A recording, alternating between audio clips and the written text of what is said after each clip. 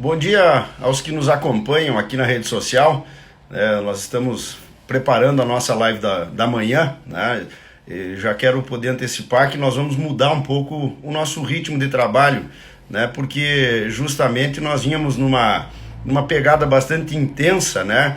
E desde o início dessa quarentena, entre reuniões fechadas que a gente tem todo dia, e também as reuniões que a gente faz aí nas lives que fizemos esse final de semana. Eu fiquei muito feliz, meu querido Valmor Schwad aí em Humaitá, porque a gente recebeu o tio Gildo, o Gildinho dos Monarcas, né?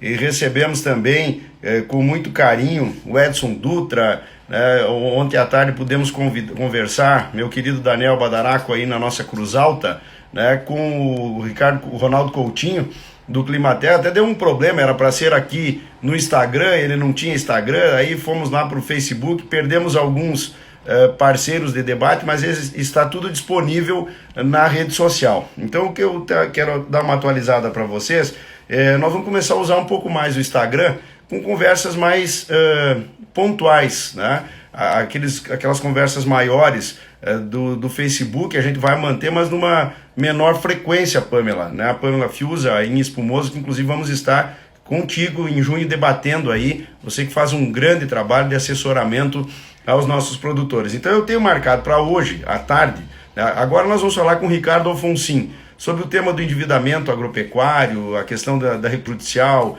uma série de questões ligadas ao agro. E à tarde nós vamos conversar com alguns dos serviços essenciais. Eu convidei um motoboy, eu convidei o pessoal da polícia, o pessoal da saúde, para a gente conversar um pouco e até homenageá-los, né? Daquilo que eles têm feito no dia a dia para nos dar suporte aqui na vida de todo mundo, né? E depois eu vou conversar com representantes da imprensa do interior, que tiveram que mudar suas vidas, porque antes era um tipo de notícia, agora eles precisam ter informações sobre a quarentena, sobre a pandemia, enfim, meu querido João de Lorenzo Neto, né, que sempre tem nos acompanhado. Então, a gente faz essa conversa.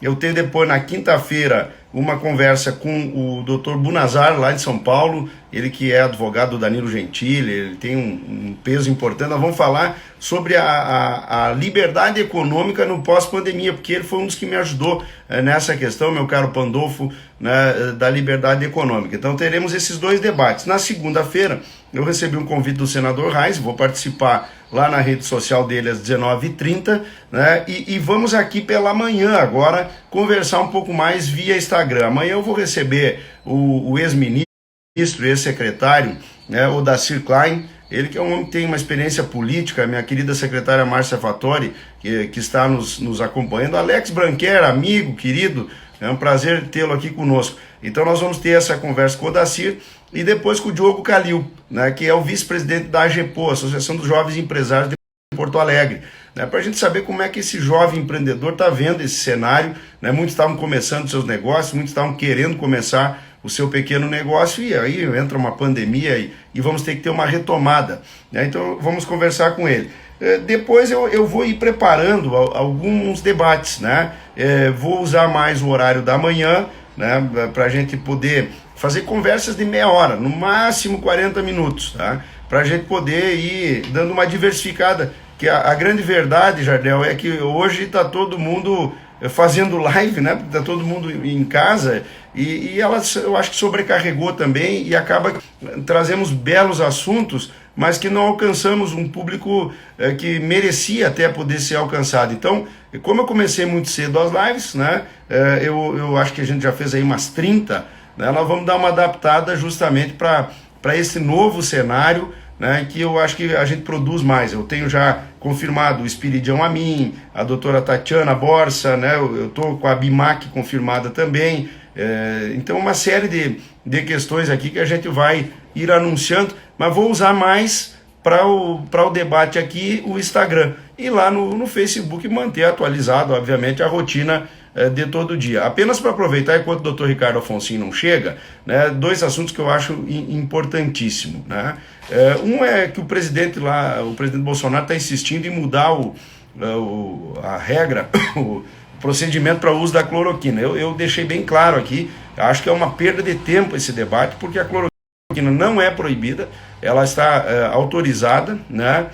Desde que seja uma indicação médica e o médico em comum acordo com o paciente. Então eu vejo que é uma perda de energia desnecessária. O que nós temos é logo que ter um ministro que tenha a condição de tocar o Brasil no meio dessa pandemia. Em alguns casos, talvez já o começo da saída, outros a entrada pesada. Nós aqui no Sul temos o inverno ainda, que mesmo que não tenha a ver com o vírus do coronavírus, tem a ver com o inverno por si só, que lota nossos hospitais. Então eu acho que esse assunto para mim é um assunto que só perdemos tempo, né? E até porque a cloroquina ninguém provou até agora que ela resolve o problema. Então proibido não é, desde que seja com orientação médica, toca a vida, vamos lá, né? E também hoje começa o pagamento do Corona Voucher, a terceira etapa, né? Me preocupou muito porque o presidente vetou questões como dos agricultores familiares. Estamos tentando aprovar a Bolsa Estiagem, pelo menos aqui no estado. Produtor de leite, até agora não choveu, né, para poder ter passagem, e o cenário muito complicado, e as medidas da seca, elas só atenderam os municípios que tiveram decreto feito até 9 de abril, e a seca não parou ainda aqui. Então são medidas importantes, e me preocupa demais, pessoal, porque nós já estamos na segunda das 3 parcelas, e depois da terceira parcela, como é que vai funcionar, né? Como é que ficam as pessoas nessa retomada, ou ainda a gente não sabe, né? Como falei, nós vamos ter o inverno, daqui a pouco o inverno obriga, tem que dar um recuo, tem que parar de novo. É um drama que me preocupa demais, mas enfim, pelo menos hoje estão aí começando a atender essa terceira parcela, né? E a gente espera que possam ter aí o mais rápido possível em termos de agilidade, para não deixar muitos cidadãos aí que realmente é um drama o que estão vivendo. Então vamos dar uma olhada aqui, o meu querido Dr. Amado Flores Campos, né, que vem lá da Bahia, acompanhando aqui o nosso debate, e o Massalai Pneus também, mandar um abraço aqui. Eu vou ver se o Alfonsinho já entrou, porque afinal de contas já estamos aqui no horário previsto, e mais uma vez pedir desculpa para todos que ontem deu esse problema. O Ronaldo Coutinho não tinha Instagram, e acabamos, meu querido Adriano Koch, você que faz um grande trabalho, um amigo, representa aí muito bem, né, o assessoramento do agronegócio, da maçã especialmente, né, e quero te saudar aqui. Temos que dar uma conversada, né, novamente aí, peço que depois da live aqui, o início da tarde, o Adriano entre em contato. Rodrigo Riso, prazer ter aqui, tem contribuído muito com a nossa discussão, né, você que é um homem que conhece, né, exatamente essa questão do agro. Temos entrando tantos amigos, falta achar o nosso debatedor. Ricardo Alfonsinho entrou no grupo e entrou pontualmente aqui. Eu vou mandar novamente o convite para o Alfonsinho para que a gente comece o nosso debate. Olha, não foi fácil trazer esse cara aqui para o debate, rapaz. Ele é que nem artista de televisão que coloca um monte de regra para o camarim, né? E eu atendi todas, porque o Alfonsinho é um dos advogados que eu respeito muito e é meu amigo, um amigo pessoal. E só para contar um bastidor da vida normal, né? Ele é o presidente do Senadinho. O Senadinho é um grupo que eu já convivo desde 2013, imagina, ele já existia antes, né? Que se reúne toda terça-feira, fez a sua primeira sessão virtual semana passada, né? E o Alfonsinho é o nosso presidente, mas é quase um ditador, porque ele é sempre reeleito, né? Então não tem nem disputa, o Alfonsinho já está garantido. Eu falo isso pelo carinho que eu tenho, pelo respeito que a gente tem pelo trabalho dele, e achei importante a gente fazer um bate-papo com esse advogado renomado, porque é exatamente o Alfonsinho que liderou a ação que está praticamente concluída lá no Judiciário Federal, que envolve o Plano Collor, né? O Alfonsinho é um homem muito realista no tema do Fundo Rural, ele debate muito comigo, às vezes ele não acredita o que nós estamos conseguindo fazer, às vezes ele me critica, e é um colunista do Canal Rural, né? E faz isso também no Canal Rural. Vamos falar da recuperação judicial e do endividamento, que é uma bandeira que eu venho tendo há muitos anos. Para muitos parecia que era uma besteira, e eu tenho dito que vai piorar agora, nesse momento, lamentavelmente, em razão da seca aqui no Sul, problemas de dólar, né? Porque muitas vezes o pessoal fala, não, agora o dólar está bem. Não, o dólar está bem, mas tem questões do centro resolvidas, que o pessoal não travou os seus contratos e que vai gerar uma perda de renda extremamente importante. Então, chegou aqui o doutor Ricardo Alfonsin, né, meu querido amigo, né, saudar o Jânio também que está nos acompanhando. Né, muito obrigado por ter aceito o nosso convite. Eu estava aqui contando quem você é também na vida pessoal, nosso presidente do Senadinho, né? O Senadinho que agora teve a sua primeira sessão virtual, mas o Alfonsin tem que me ouvir mais. Eu dei a sugestão antes para ele, ele perdeu lá o time, depois aí estava lá cumprindo, né, Bruno? Você que está nos acompanhando aqui, a tarefa do presidir. Bom dia, mas meu seja amigo bem-vindo, Alfonsin. Tudo bem? Uma satisfação participar contigo dessa live aqui. Já estávamos marcando há bastante tempo, mas como todo político é muito ciumento, Jerônimo, ele marca a reunião, se não foi ele que tomou a iniciativa, ele já não compareceu à reunião. É uma coisa impressionante. Não, e eu disse, Alfonsin, que você parece artista de televisão, colocou um monte de regra para ter no camarim ali, tá bem, atende tudo. Então, agora tá falhando, tá falhando. Mas, Alfonsin, eu te agradeço muito, realmente. Tá falhando o som. Que a tua imagem está um pouco travada aí, eu não sei, mas você está no escritório, o escritório é aí no Moinhos de Vento, eu acho que não tem problema de sinal. Mas agora melhorou. Então, Alfonsin, eu estava relatando aqueles que nos seguem, já temos um bom número tá qualificadíssimo. Não estou te escutando. É que o teu sinal, acho que você vai ter que entrar novamente aqui. Remover o Alfonsin, pedir para que ele entre novamente, porque realmente o som dele também estava travando lá. Então, eu já vou mandar novamente o convite para ele, que quem sabe, ao reingressar aqui, ele já resolve o nosso problema de conexão. Né? O escritório do Alfonsin é ali no Moinhos de Ventos, não imagino que tenha problema. Agora, a internet tem sido um problemão, porque, na verdade, está todo mundo utilizando muito, né? E ela já era ruim. No normal, imagina agora. Né? Esse é o 4G ainda é o que funciona melhor. Alfonsin, te mandei de novo o convite aí. Vamos ver. Cristiano Quevedo, eu hoje terei novidades aí do projeto lá de Brasília e dos apoios, meu querido Cristiano, que você ajudou a iniciar aos nossos artistas. Né? Quero te dar um abração aqui. Você foi o primeiro a esse desafio aí de nós tentarmos o apoio para os nossos artistas. Um grande abraço. O Cristiano Quevedo é o grande talento do Rio Grande do Sul, né? E a gente fica muito feliz de ser amigo dele. Vamos ver agora se o nosso querido Alfonsin entra aqui, né?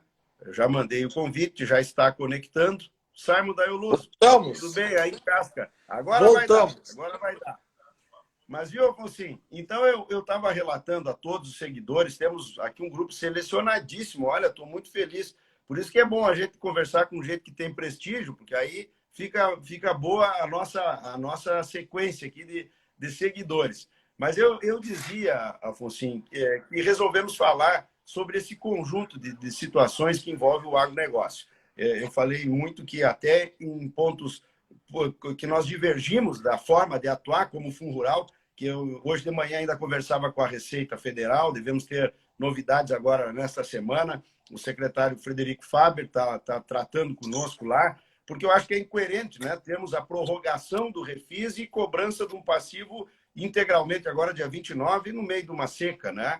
Isso deve ser tudo prorrogado, eu acho que sai essa semana o anúncio, enfim, para a gente ter tempo para levar lá na frente aquilo que a gente tem que resolver. E já começam a aparecer, como o Jânio Zeferino aqui dizendo sua opinião sobre a securitização com recursos privados, enfim. Então, eu quero que você provoque aí o assunto, eu vou me metendo no meio aqui da conversa, Afonso, e lendo aqui também o que nos perguntam. O assunto será tratar sobre Plano Collor, né, que você é o grande líder nacional dessa luta, e inclusive já pedi uma sugestão tua aqui, que você acha. Eu conversei com Brasília, quando você mandou essa semana a última decisão tomada, se não está na hora do Banco do Brasil fazer um encontro de contas também, né? Ou seja, o produtor que tem aquilo para receber e deve o Banco do Brasil ter como fazer um encontro de contas, já abater isso, se obviamente isso já não é uma forma de ajudar o produtor. Né? Também a questão da recuperação judicial. Eu sou autor da proposta que está sendo negociada, mas eu mesmo sou contra o texto original. Eu quero mudar, porque se ele for aprovado como está nós vamos ter um afastamento do crédito privado, e eu acho muito ruim isso. Né? Estamos lá negociando com o Hugo Leal, enfim, que é relator lá, para fazermos esse trabalho no projeto de recuperação judicial. E o tema do endividamento e fundo rural. Eu não sei por onde você vai começar, mas eu sugiro que você comece pelo Plano Collor, né, Afonso? E seja bem-vindo e obrigado por aceitar o convite.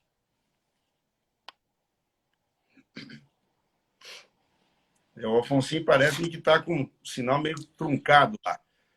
Afonso, quem sabe você tira do Wi-Fi aí e vamos deixar no... Tira do Wi-Fi e deixa no 4G do telefone. Falhando de novo. Antoninho Zanetti. Diga, agora estava... Eu acho que você tem que deixar só no 4G do telefone. Sai do Wi-Fi. Tira o Wi-Fi e fica só no 4G do telefone. Eu vou tirar. Isso, tira do Wi-Fi. Deixa de ser pão duro aí, né, Antoninho? Se tu estiver aí no escritório, ajuda aí o homem, rapaz.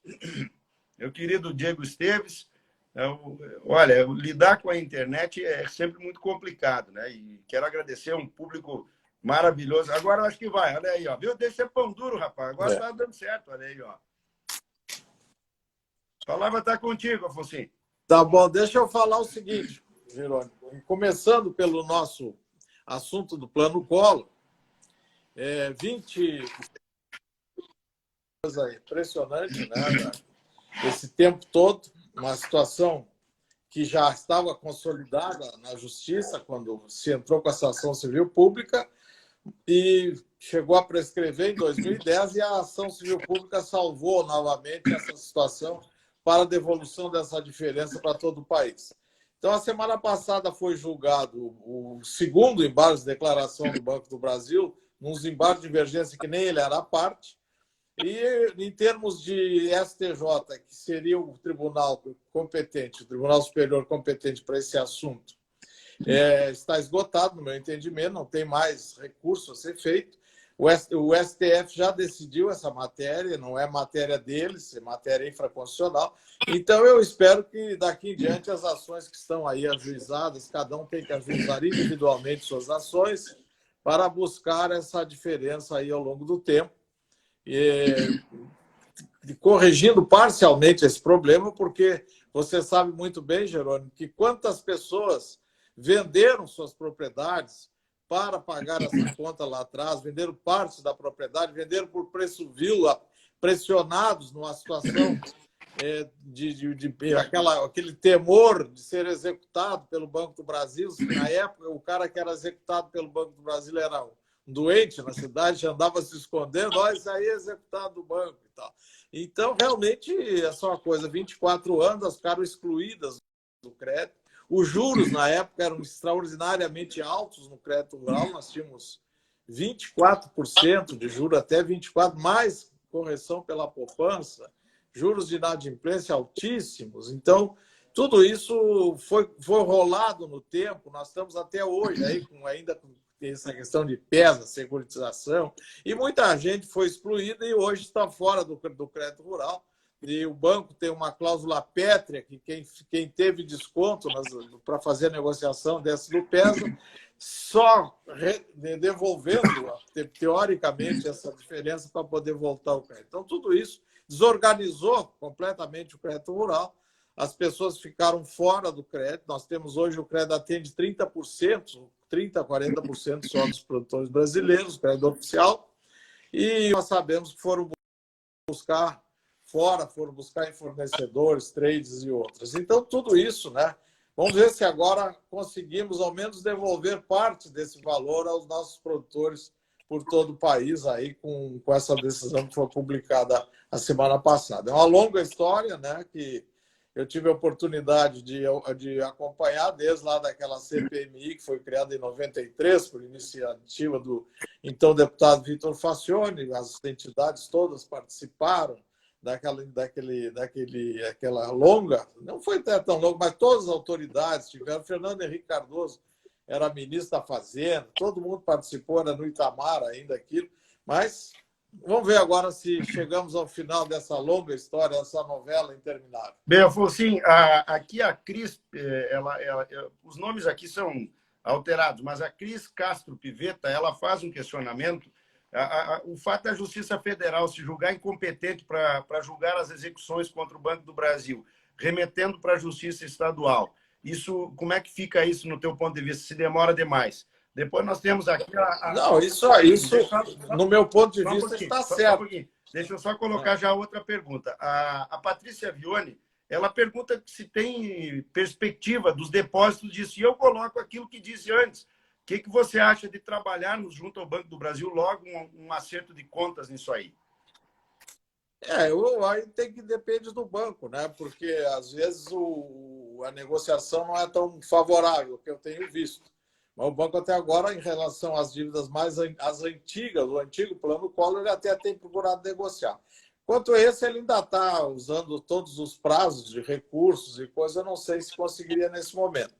Quanto ao primeiro questionamento ali da colega, a justiça, quando é só Banco do Brasil, o réu, eu entendo que o foro próprio é da Justiça Estadual, eu nunca entro na Justiça Federal, e ela se declarou incompetente, como deveria ser, né? Sendo uma entidade privada que está do outro lado, como o ré, tem que ser a Justiça Estadual. Então, os processos estão sendo remetidos para a Justiça Estadual, não tem problema, vão andar na Justiça Estadual, não tem.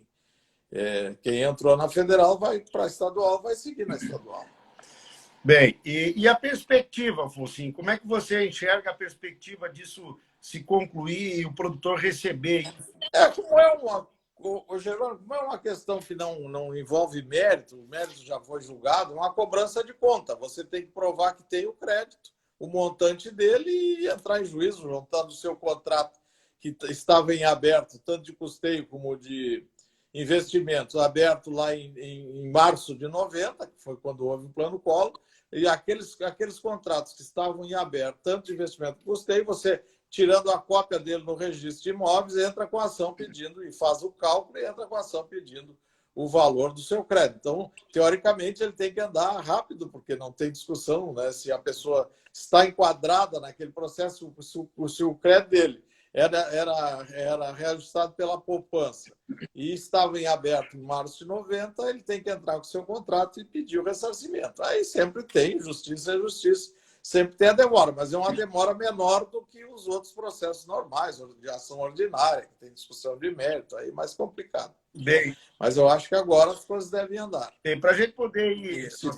A cópia dos contratos estão no registro de imóveis da cidade, onde ele fez o financiamento, ali ele vai no registro de imóvel, tira a cópia do contrato, calcula, procura o seu advogado e entra com a ação. Olha, nós estamos aqui com, no mínimo, 2 advogados da Bahia acompanhando aqui, né? E mandar um abraço ao Flores e ao Francolino aqui também, que estão nos acompanhando. Né? E, Afonso...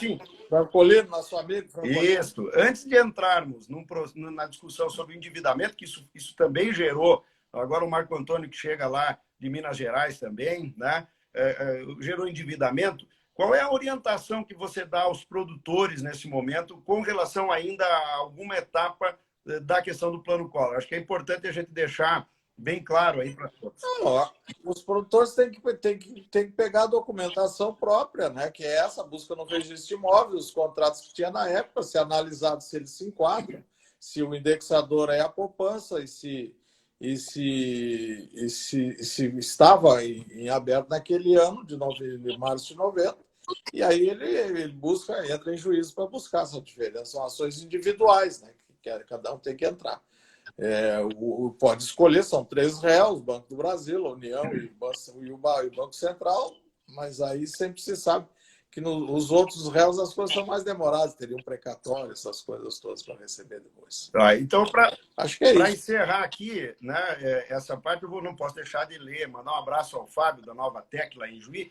A Rafaela Fritz, ela faz... Então, o ideal hoje é ingressar com a ação apenas contra o Banco do Brasil e, portanto, na Justiça Estadual. Essa é uma pergunta que eu acho que resume. Exatamente. Exatamente. Esse é a estratégia mais própria. Tá ótimo. Mas, Afonso, essa ação, ela nasceu, você lembrou aqui, né, o Vitor Faccioni, nosso deputado à época, e ele tem aí uma situação que gerou essa questão, mas o combate na época era o endividamento, né?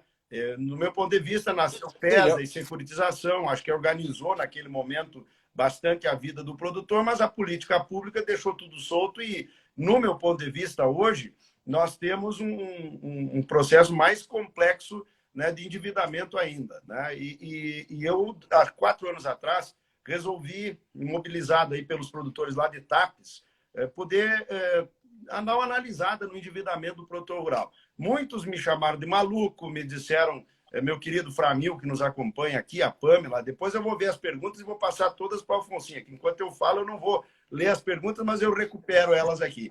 Me chamam de maluco, dizem que não há endividamento, o agro está bem, o ministro Paulo Guedes diz que o agro está bombando. Eu, Alfonsinho, particularmente, tenho uma leitura que o agro para a macroeconomia, né, para, vamos dizer assim, a formação de divisas para o Brasil, com certeza está bombando.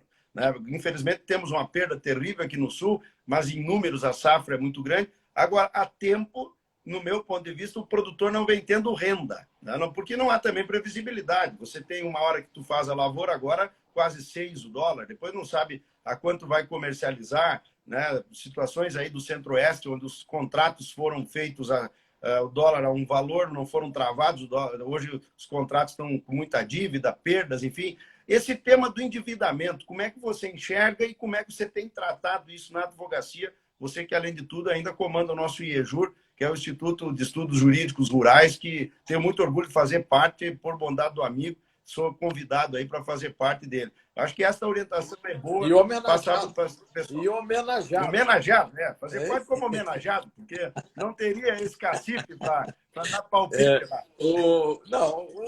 Essa questão, Jerônimo, eu sempre que faço palestra sobre esse tema, desde 86, quando começaram os planos econômicos, e começou e terminou a conta movimento do Banco do Brasil, e a agricultura passou a ser financiada pela poupança e pelo compulsório, pelos depósitos à vista, perdeu a condição. Aí todos esses planos econômicos foram criando problemas. Todo esse tempo nós não tivemos seguro agrícola, os instrumentos de sustentação da atividade, que é um financiamento adequado, na hora certa, com custo adequado também.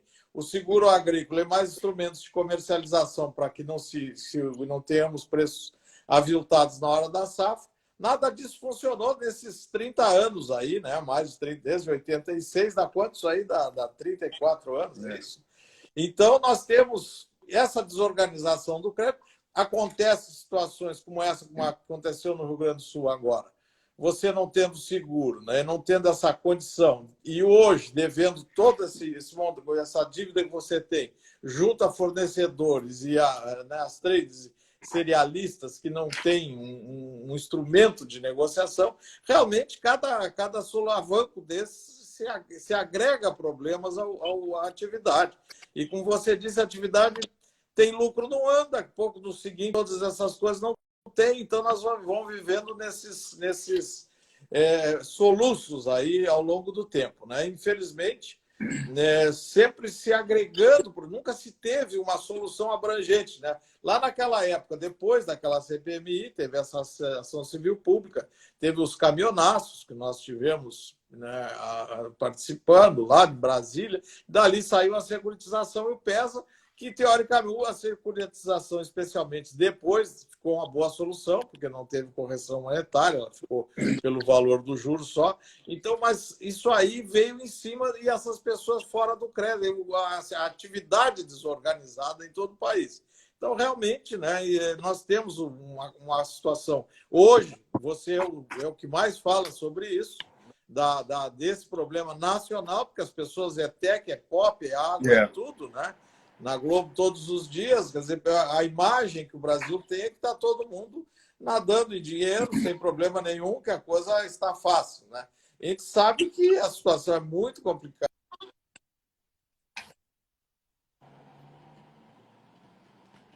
Então, realmente, se não tiver, e eu não vejo agora, nesse momento, uma solução adequada para isso tudo aí, porque a crise do país, né,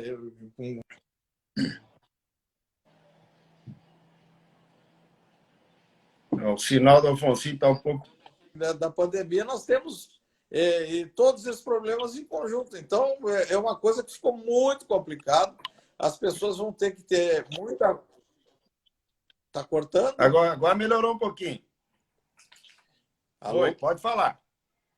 Está cortando? Tá, melhorou um pouco. Então, é assim, eu vejo essas medidas, Jerônimo, que saíram agora, através dessas resoluções do Banco Central, a 801, 802, 806, 807, 10, 16, já tem várias, né?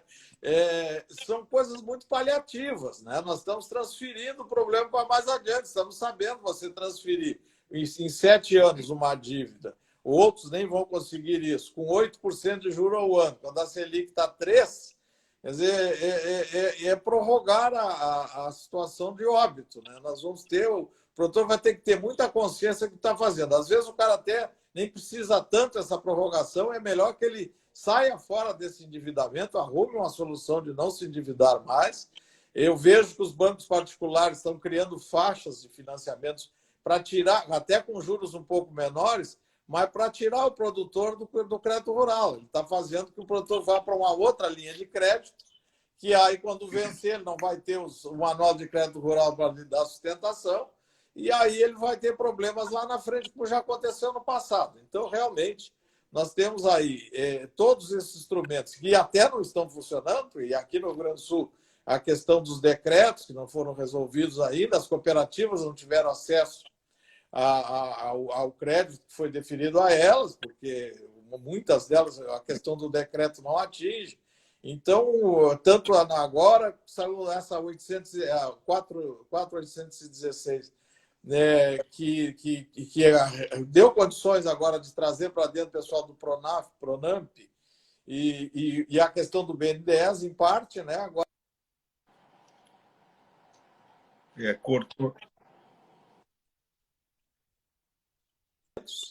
Não está atingido, não está abrangido. Não tem, então, a venda de máquina que houve nos últimos vários anos aí, que está com um endividamento grande em relação a isso, está fora, não tem solução. Então, realmente, eu vejo, e a parte do... Não, deixa eu só te dizer, porque eu ia entrar justamente nisso. Em resumo, depois nós vamos para o outro assunto, mas ainda é isso. Essa falta de uma política do governo para enfrentar esse problema vai acabar estimulando o produtor a ir atrás da recuperação judicial como a salvação da lavoura.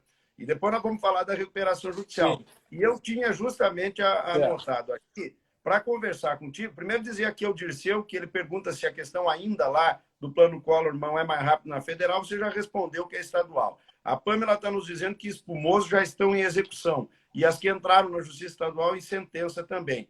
A Patrícia está colocando que aguarda depósito lá, né, já. E eu anotava, ouvi aqui o Jareta, o Clóvis, né, as medidas da seca e da Covid, mandar um grande abraço ao Onélio e no Alegrete, né, elas são medidas que elas, vamos dizer assim, melhorou um pouco até a semana passada, quando foram arrumadas, porque as originais não iam sair. Essa 4.816 deu uma arrumadinha. Deu uma arrumadinha, né?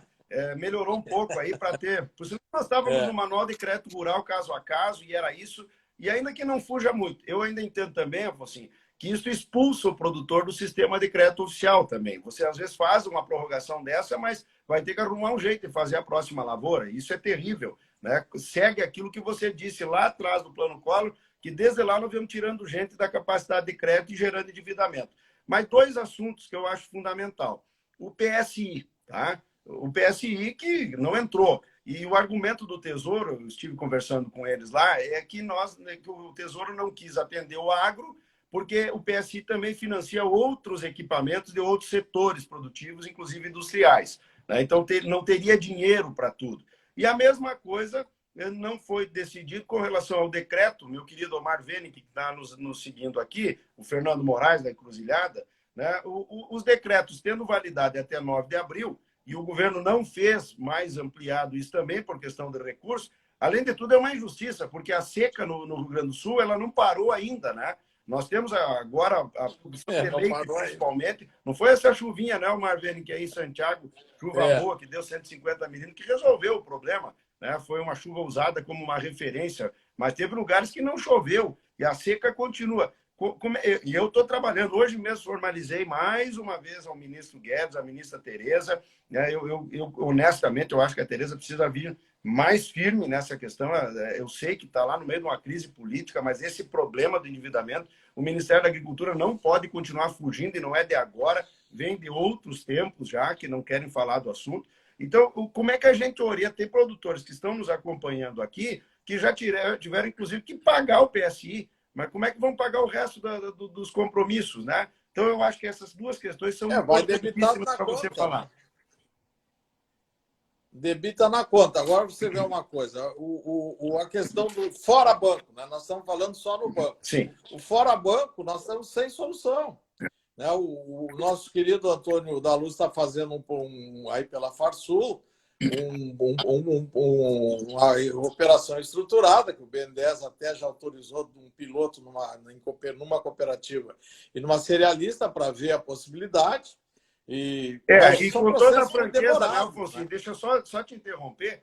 O que está acontecendo lá no BNDES é uma linha de crédito sendo ajustada que eu construí há 3 anos atrás, que a cerealista e a cooperativa já estavam autorizados. Aí vem aquelas questões também, lá na Expo Direto, fizemos uma reunião, depois na Farsul teve outra reunião, o pessoal quis fazer só o emergencial. Para mim, já tinha que ter vindo uma medida estrutural, porque desmobiliza. Quando você prorroga uma conta, infelizmente é assim, a pressão diminui. E hoje nós estamos com a pressão diminuída. O pessoal já jogou o problema para o ano que vem para mexer no estrutural. Então, você falou, eu tive até um choque de posicionamento, né, com o Antônio da Luz, e eu acho que nós tínhamos que ter trabalhado essa questão estrutural diferente para trás. Mas tomara que saia para frente, né? As linhas estão lá criadas, tem uma.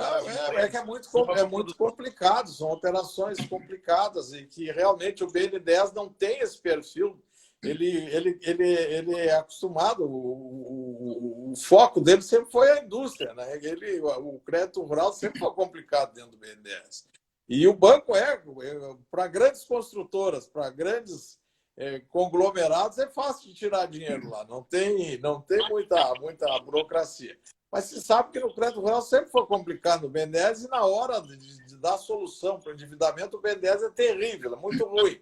Né? E como os bancos são que têm o risco dessa conta, também é uma coisa complicada. Né? Então, realmente, essa parte do BNDES é sempre muito complicada. E hoje, esse problema, junto aos fornecedores e junto a trades e cerealistas, é uma coisa muito complexa. Nós temos, assim, aí indo para a recuperação. Aí vamos voltar um pouquinho, Alfonso, se me permitir. Né? Eu acho que é importante, a gente tem 2 assuntos que o pessoal tem cobrado muito. Só para dizer, Marco Antônio Costa, aí de Minas Gerais, o Banco do Brasil diz que não trabalha com a linha do BNDES. Isso pode? Pode. Eles têm um convênio, mas se o banco não quiser usar aquela linha, ele não é obrigado a usar. Então, infelizmente, é assim. Mas a tua orientação, a tua orientação com relação ao PSI e ao decreto de emergência, até o Adriano Coca aqui está alertando o tema da maçã, aonde não foi publicado até o dia 9, isso, o que o produtor dessa esse aí tem fazer? Esse tem que ir para o Manual de Crédito Rural. Quer dizer, o Manual de Crédito Rural estabelece de forma geral que se você teve problemas climáticos, problemas mercadológicos, problemas de várias ordens, tem direito à prorrogação de suas contas, independente da questão do decreto. Às vezes, o banco, nessa condição, não aplica as mesmas condições do contrato, mas por essa 4.816 que saiu agora, melhorou bastante. Eu acho que o banco vai ter condições de prorrogar, mesmo fora do decreto, vai ter condições de prorrogar pelas mesmas condições do contrato original. Então, mas é sempre importante, como nós já conversamos há pouquinho, que o produtor faça a conta disso tudo aí, porque um pouco essas prorrogações são tão caras, se ele achar uma outra solução, pode ser melhor. Né? Então, é uma questão muito séria, de uma estratégia que tem que ser tomada, porque ele tem que garantir, nesse momento, o prosseguimento da sua atividade. Se ele ficar descapitalizado, comprometendo tudo que ele tem, ele não vai conseguir seguir, e aí o ano que vem... É como eu sempre brinco, o cara chega na tua porta para te ver livre dele, tu dá um cheque para daqui 60 dias sabendo que tu não vai ter dinheiro só para te livrar do cara que está na tua frente, daqui 60 dias o teu problema dias, pegou o aval da sogra, do avô, do vizinho, então a situação termina piorando. Então tem que fazer uma coisa muito consciente, muito orientada, e junto aos fornecedores tem que ter uma negociação importante, né? Isso que é uma coisa, antes de uma recuperação judicial, outras coisas, o fornecedor é um parceiro dele, não adianta, é o cara que vem sustentando a vida dele nos últimos anos. Então, ele tem que esgotar até onde puder, contrate alguém, até que seja profissional em negociação, qualquer coisa para não perder esse crédito junto ao seu fornecedor, para que o fornecedor também compreenda a situação que estão vivendo hoje, que não, o cara não vai pagar.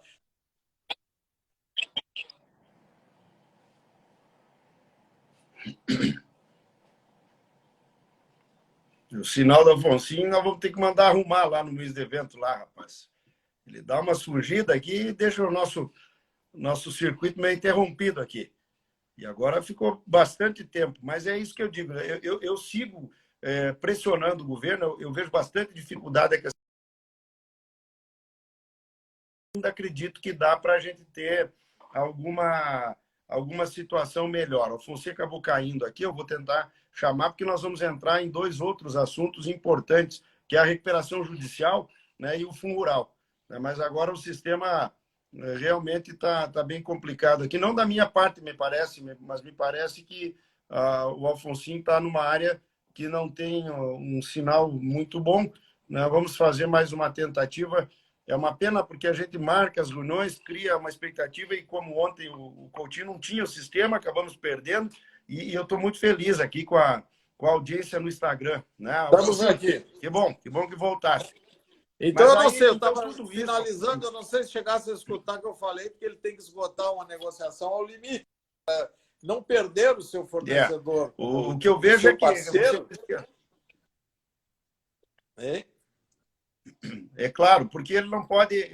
Muitas vezes o que eu vejo, assim, convivendo com o produtor, como a gente convive, é que a pressão é tão gigante, e nessa hora mais gigante ainda, que ele acaba assinando qualquer coisa, às vezes lá na agência, para ganhar um foro. Esse é o problema.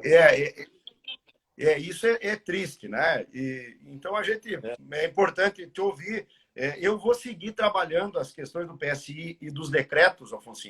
Só que do PSI eu não tenho visto muita margem para a gente conseguir. Dos decretos, me parece que às vezes ainda hoje nós temos uma reunião aí da bancada gaúcha, eu vou levar isso para a reunião, né? Eu acho que é importantíssimo isso aí. Então nós precisamos avançar nesse ponto. Mas tudo isso, Afonso, vai jogando o produtor para uma novidade, vamos dizer assim, que eu até fiz o projeto de lei para tentar regrar, e olha que eu fiz esse projeto quando entrei na Câmara, em 2011, 2012, né? De lá para cá eu entendi que como estava o projeto da recuperação judicial, ele era muito ruim, porque ele ia, meu querido Milton Rigo, ele adjudicava expulsar o financiador privado. Bom, muita negociação vem avançando, olha quantos anos estamos com o projeto. Agora parece que as entidades acertaram com o Hugo Leal, que é relator da Lei de Recuperação Judicial, né, pegar vamos dizer, um substitutivo e incluir lá, já está com urgência aprovada. Como é que você vê essa questão da recuperação judicial como uma alternativa para esse problema da omissão do governo em tratar o endividamento rural?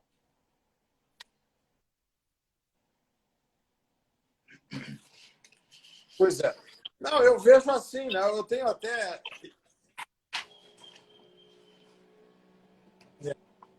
Eu vejo a questão da recuperação judicial, especialmente para o produtor rural pessoa física, né? O teu projeto 6279, lá de 2013, né? Na época, queria resolver aquele problema da necessidade do registro no registro de comércio, tirando fora, né? Mas hoje ele tem que ser mais amplo. Nós temos aí o deputado Alceu Moreira está de relator da medida. Está de relator há mais de 5 anos, né? Estamos aí aguardando o parecer dele, vai acabar entrando lá no do Leal. E agora nunca com vi ficar essa esperando tanto aí, tempo para fazer um parecer. Né?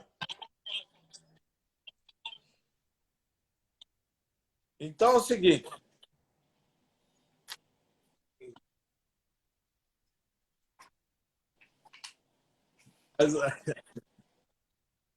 Segue lá. Mas aí é o seguinte, eu vejo uma... Tudo bem, o produtor, o que a lei, a 11.101, que é a lei da recuperação judicial, que é lá de 2005, ela foi concebida para grandes conglomerados, uma lei da época, problemas da Varig e outras grandes empresas. Nós temos uma situação que essa lei, ela é muito, no meu entendimento, ela é muito onerosa, muito burocratizada, exige o administrador judicial, tem que ter o comitê de credores, é uma ser peritos e tal. Então, realmente, eu não vejo a boa parte do médico, produtor, ele ter condições de acessá-la e sair bem dela, né? É uma coisa complexa, não, isso eu vejo assim, uma lei que, como ela está redigida hoje, ela serve para grandes produtores. Então, precisa realmente um novo... Esse projeto que está sendo elaborado tem que atender a essa especificidade da atividade. E outra questão que eu vejo, que me preocupa muito, e ninguém trata disso, é que 95% dos produtores rurais, 90%, 95%, trabalham na pessoa física. E trabalham na pessoa física porque ela tem um regime tributário supostamente mais favorável. Então, ela fica na pessoa física, se ela vai para a recuperação judicial, 80%, 90% das recuperações judiciais não dão certo e termina indo o devedor para aí iriam para a insolvência civil, porque eles são pessoa física, falência no caso da pessoa jurídica. Então, eu vejo que essa questão, primeiro, você foi o relator da Lei 13.874, da liberdade econômica. E na Lei 13.874, nós temos lá a sociedade unipessoal. Foi uma grande criação. Foi e, aliás, um novo modelo. A Pamela Fiuza, que está nos acompanhando lá em Espumoso, fez a primeira sociedade lá em Espumoso, sei lá, 10 dias depois da lei, nem isso. Só para fazer um registro aqui. Então, a sociedade unipessoal, no meu entendimento, seria a própria para trazer esse produtor rural, pessoa física, para uma questão de jurídica. Mas só que aí ele perde o seu regime favorecido, regime fiscal.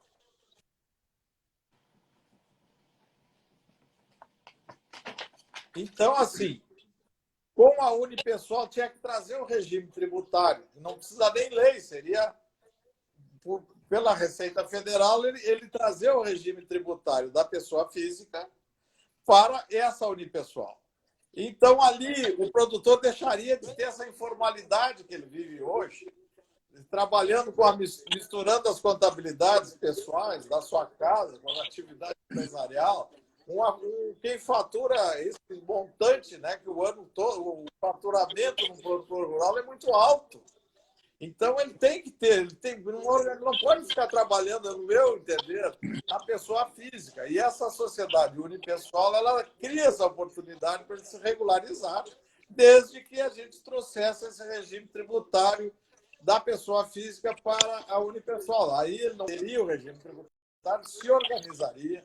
Até para a questão da recuperação judicial, ele teria outra condição, não estaria com seu patrimônio pessoal jogado lá dentro da recuperação. Então, são essas questões que eu acho que nós temos que discutir e que é um conservadorismo dentro desse processo todo que não quer discutir essas coisas, não sei por quê, né? Para trazer o produtor rural com outra situação que não é a que ele vive hoje. Mas, realmente, nós precisaríamos ter, na recuperação judicial, um capítulo específico para o produtor rural que atendesse, simplificasse o processo, dando garantias inclusive, essa questão do conservadorismo, para os seus credores, para que ele possa prosseguir na atividade. Inclusive, essa questão do conservadorismo, né, Alfonso, na própria medida provisória da liberdade econômica, nós propusemos um debate sobre a mudança dos contratos agrários, gerou bastante polêmica, mas nós já temos o projeto de lei tramitando, e assim que o processo legislativo voltar ao normal, nós devemos avançar nisso. Né? Não dá mais para continuar sem atualizarmos a outra questão coisa, dos contratos. Né? Pois não? Nós estamos com um delay aqui. Desde 1964, né, aquela lei do Estatuto da Terra, continuamos amarrados a ela, com também um outro problema sério, que o produtor que não seja agricultura familiar, ele está amarrado ao que a lei diz, ao que o Estado diz. Ele tem que ter um prazo de tanto, um valor de tanto. E ele hoje está aí, né? Hoje nós temos nessa colheita aí que nós temos, com esses preços aí, muita gente não vai conseguir nem pagar o arrendamento. Então, problemas sérios nessa questão dos contratos agrários também, que precisaria um programa só para isso aí, para mas nós vamos ter oportunidade desse debate, porque o projeto de lei lá já está tramitando, né, Alfonso? Quero agradecer a você, Antônio. Voltar ao que prometeram, os que eram contrários ao teu projeto lá na Lei de Liberdade Econômica, tiveram que trazer um projeto e oferecer uma nova redação, e até hoje nós estamos esperando a nova redação e não veio. Né? Mas então não tem, queremos ficar como estamos. O processo anda igual. Mas antes de mudar de assunto, eu quero apenas dizer, você tocou num assunto, eu te interrompi, a doutora Pamela aqui, ela é contabilista, contadora, tem um escritório importante lá em Espumoso, já existe empresa Unipessoal, a primeira no Brasil, nasceu em Espumoso. Né? Eu lembro bem que ela me ligou contando, olha, o Sicredi nem sabia como é que era, sim, mas tinha uma semana de lei, né? Então é interessante. Eu não consigo entender, Alfonso, como é que no Brasil, para tentar sobreviver, o produtor às vezes é obrigado a pegar CPF de filho, de neto, de todo mundo, né? Quando a maior empresa, 90% dos municípios do Brasil, em geral, é um produtor rural. Pode pegar lá em Santo Augusto, você vai ver que tem o produtor rural, se deve perder só para a prefeitura. Né? O resto é tudo, e atuando com CPF, quer dizer, não tem cabimento essa questão. Né? Mas aí, Afonso, então nós já estamos aí com um bom tempo de debate, um grande público. Temos aqui gente que eu não citei, meu querido Pingo, o doutor Fernando Peles, Alexandre Mânica, Lipe Becker, tantos aqui que nos acompanham, o doutor Paulo Bonorino aqui, enfim. Né? Aí vou deixar agora para encaminhar o assunto mais polêmico, né? Da nossa relação, digamos assim, né? Da nossa relação, que é o tema do Fundo Rural. Eu apenas vou buscar um histórico, né? Esses dias até um deputado botou lá que eu fiz um vídeo dizendo que estava tendo uma prorrogação de tudo aí, colocou, nunca vi, colocou até no grupo da bancada, que era uma pichotice minha, uma fanfarrice. Eu digo, mas se a Receita Federal está fazendo, eu gostaria de ver a Frente Parlamentar trabalhando a favor do produtor, mas nesse ponto e endividamento são dois assuntos que eles trabalham na medida do possível contra. Deixo esse registro aqui, porque saí, inclusive, da Frente Parlamentar por não concordar com isso. Não adianta nós estar tratando com outros assuntos aí, meio ambiente, questão indígena, tudo é fundamental. Mas esses dois assuntos, ou três que a gente tratou aqui, mexem no bolso mais diretamente do produtor. Bom, então eu resgato o seguinte. O presidente Bolsonaro, à época candidato, ele subiu em centenas de caminhões prometendo que ia acabar com o passivo do Fundo Rural. Né? Tem vídeos aí, isso não é eu que estou dizendo, muitos vídeos ditos por aí. Bom, ganhou a eleição e deu uma mudadinha no discurso. Até tinha o atual secretário Naban Garcia, que era o presidente da UDR, até assumir o governo, ele pregava o fim do passivo. Agora, no governo, ele ataca a gente que defende o cumprimento da palavra do governo. Bom, o presidente assumiu, simplesmente mudou bem o discurso, foi blindado por alguns agentes, esse assunto não tem chego a ele, mas eu não desisti de lutar por uma questão de coerência, porque em dezembro, Afonso, tinha um refis aberto. E o próprio Naban, o próprio presidente, disseram que iam resolver. Muitos produtores confiaram, obviamente, na palavra do governo e não aderiram ao refis. É claro que hoje tem um problema. Com a seca que nós estamos no Sul, até quem aderiu não está conseguindo pagar. Né? Mas o fato é que o governo não pode, isso eu tenho cobrado, passado 1 ano e 5 meses de governo, não honrar ou desonrar a palavra. Ele precisa ter coragem de dizer ao produtor se vai ou não cumprir a palavra. Bom, o que aconteceu mais recentemente? A Receita Federal, especialmente no Rio Grande do Sul, saiu por aí autuando produtores. No meio de uma seca, no meio de uma crise, tem tempo para sair autuando. A gente sabe que isso é em razão aí de decadência, de prescrição, de prazos, tudo isso aí, né? Mas nós trabalhamos muito semana passada e conseguimos já a prorrogação do refis, tá? Isso já foi prorrogado. O Paulo Guedes diz que vai tratar desse assunto na reforma tributária. Então, nós temos que jogar lá para frente. Né? A mesma coisa agora, eu estou aguardando para essa semana o secretário Frederico Faber, que nós tenhamos, por questão de coerência, a prorrogação do prazo que essas autuações estão dando, de que o produtor pague o passivo em 29 de maio agora. Quer dizer, se nem o Refis não consegue pagar, como é que vai pagar o passivo integral? Tá? Estamos pedindo a prorrogação, eu tenho convicção, falei com o secretário Adolfo Saxida também, eles não recuam no tema da remissão, mas eles estão entendendo a dificuldade. De qualquer forma, eu sei que você defende a reabertura daqui a pouco do Refis, se não vai ter solução.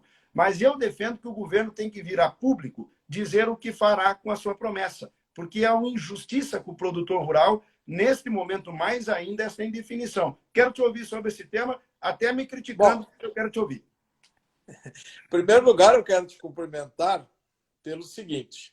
Nesse período todo da tua luta aí, em relação a esse assunto, você já diminuiu a conta pela metade, né? Ou mais nessas alturas, porque veio a decadência, prescrição, tudo isso, em relação a boa parte dessa conta. Quem está assumindo ela hoje, quem fez o Refis lá atrás, pagou a metade da conta, né? Assumiu a metade, a outra já tinha caído, decaiu o direito da União de cobrar essa conta, né? Então, o fato tem isso. Em segundo lugar, o presidente prometeu num discurso de campanha, ele não é muito chegado na questão da legislação, ele acha que tudo pode, na maneira dele de pensar. Muitas coisas ele tentou fazer logo que assumiu e o Supremo Judiciário declarou inconstitucional.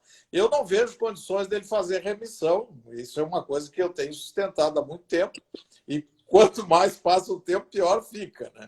Então, eu vejo que a solução que foi dada lá atrás, que não é a melhor, não é o melhor dos mundos, mas reduziu o valor do imposto, da taxa, né?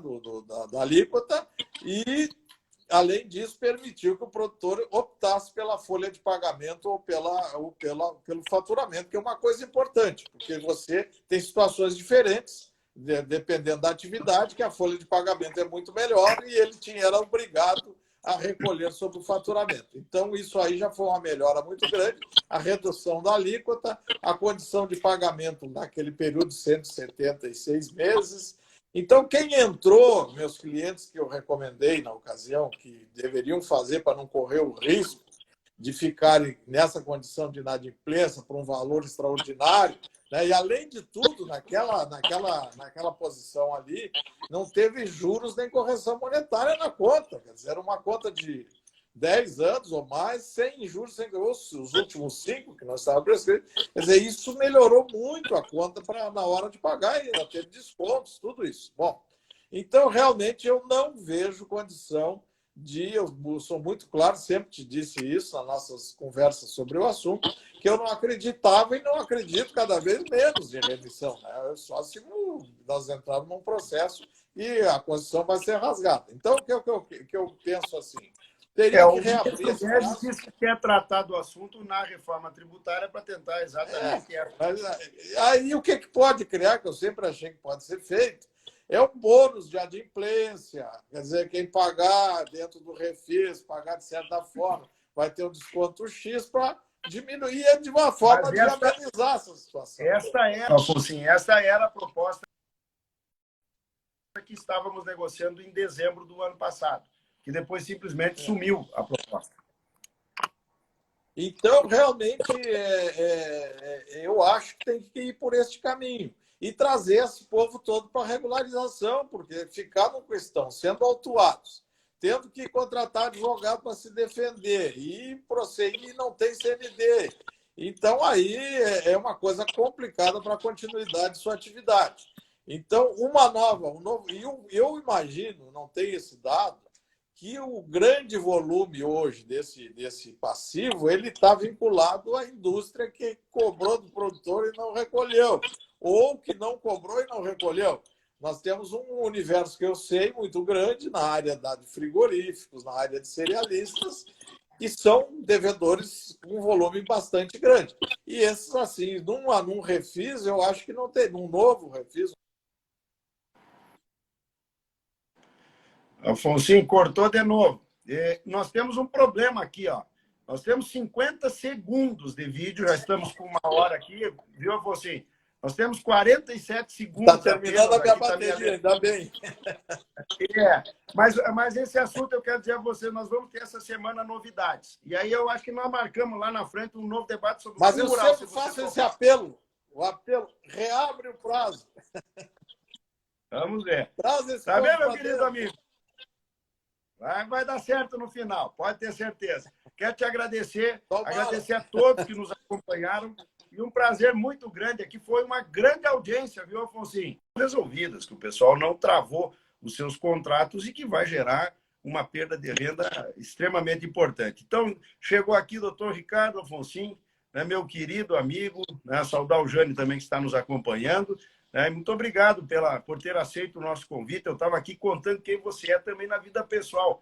Nosso presidente do Senadinho, né? O Senadinho que agora teve a sua primeira sessão virtual, mas o Afonso tem que me ouvir mais. Eu dei a sugestão antes para ele, ele perdeu lá o time, depois aí estava lá cumprindo, né, Bruna? Você que está nos acompanhando aqui, a tarefa do presidir.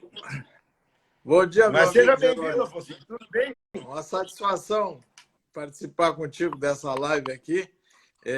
Já estávamos marcando há bastante tempo, mas como todo político é muito ciumento, Jerônimo, ele marca a reunião, se não foi ele que tomou a iniciativa, ele já não compareceu à reunião. É uma coisa impressionante. Não, e eu disse, Afonso, que você parece artista de televisão. Colocou um monte de regra para ter no camarim ali. Tá bem, atendi tudo. Então, agora está falhando. Está falhando. Mas, Afonso, eu te agradeço muito, realmente. Está falhando eu percebo o som. que a tua imagem está um pouco travada aí, eu não sei, mas você está no escritório. O escritório é aí no Moinhos de Vento, eu acho que não tem problema de sinal. Mas agora melhorou, Então, Afonso, eu estava relatando aqueles que nos seguem, já temos um bom número e qualificadíssimo. Não estou te escutando. É que o teu sinal... Acho que você vai ter que entrar novamente aqui. Remover o Afonsinho, pedir para que ele entre novamente, porque realmente o som dele também estava travando lá. Então, eu já vou mandar novamente o convite para ele, que quem sabe, ao reingressar aqui, ele já resolve o nosso problema de conexão. Né? O escritório do Afonsinho é ali no Moinhos de Ventos, não imagino que tenha problema. Agora, a internet tem sido um problemão, porque, na verdade, está todo mundo utilizando muito, né? E ela já era ruim. No normal, imagina agora. Né? Esse é o 4G ainda é o que funciona melhor.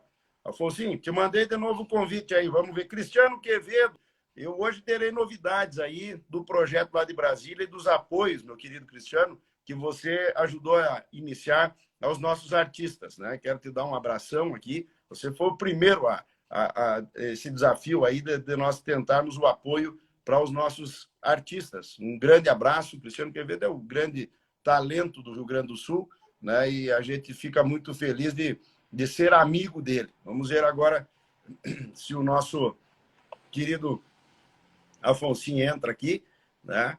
Eu já mandei o convite, já está conectando. Simon da Euluz, tudo bem aí, Casca? Agora vai dar. Mas, viu, Afonsinho? Então, eu estava relatando a todos os seguidores, temos aqui um grupo selecionadíssimo. Olha, estou muito feliz. Por isso que é bom a gente conversar com gente que tem prestígio, porque aí fica boa a nossa sequência aqui de seguidores. Mas eu dizia, Afonsinho, que resolvemos falar sobre esse conjunto de situações que envolvem o agronegócio. Eu falei muito que até em pontos que nós divergimos da forma de atuar como Fundo Rural, que eu hoje de manhã ainda conversava com a Receita Federal, devemos ter novidades agora nesta semana. O secretário Frederico Faber está tratando conosco lá, porque eu acho que é incoerente, né? Temos a prorrogação do Refis e cobrança de um passivo integralmente agora, dia 29, no meio de uma seca, né? Isso deve ser tudo prorrogado, eu acho que sai essa semana o anúncio, enfim, para a gente ter tempo para levar lá na frente aquilo que a gente tem que resolver. E já começam a aparecer, como o Jânio Zeferino aqui dizendo sua opinião sobre a securitização com recursos privados, enfim. Então, eu quero que você provoque aí o assunto, eu vou me metendo no meio aqui da conversa, Afonso, e lendo aqui também o que nos perguntam. O assunto será tratar sobre Plano Collor, né, que você é o grande líder nacional dessa luta, e inclusive já pedi uma sugestão tua aqui, que você acha. Eu conversei com Brasília, quando você mandou essa semana a última decisão tomada, se não está na hora do Banco do Brasil fazer um encontro de contas também, né? Ou seja, o produtor que tem aquilo para receber e deve o Banco do Brasil ter como fazer um encontro de contas, já abater isso, se obviamente isso já não é uma forma de ajudar o produtor, né? Também a questão da recuperação judicial. Eu sou autor da proposta que está sendo negociada, mas eu mesmo sou contra o texto original. Eu quero mudar, porque se ele for aprovado como está, nós vamos ter um afastamento do crédito privado, e eu acho muito ruim isso, né? Estamos lá negociando com o Hugo Leal, enfim, que é relator lá, para fazermos esse trabalho no projeto de recuperação judicial. E o tema do endividamento e fundo rural. Eu não sei por onde você vai começar, mas eu sugiro que você comece pelo Plano Collor, né, Afonso? E seja bem-vindo e obrigado por aceitar o convite.